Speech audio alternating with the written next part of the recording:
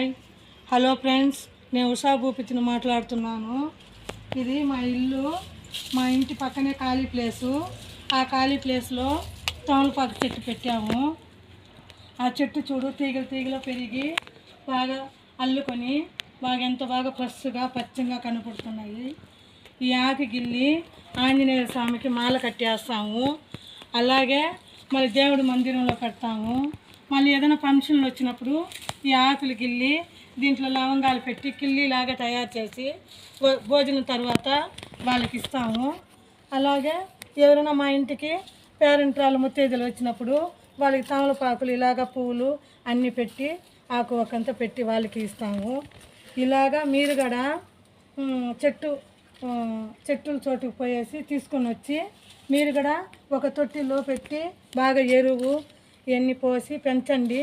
ఇంటికాడ తమలపాకు చెట్టు పెంచితే లక్ష్మీదేవితో సమానము, మంచిది. ఇలాగ చేయండి ఫ్రెండ్స్.